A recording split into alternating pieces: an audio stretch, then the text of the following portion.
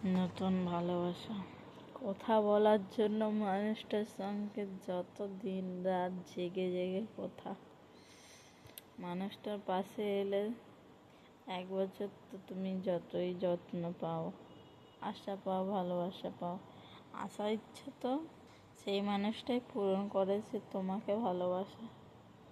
আমিও অনেক কেঁদেছিলাম যে এটা আমি পাবো, আমি নিজে হব, সেই আশা আমার আজ পর্যন্ত কিছু হয়নি।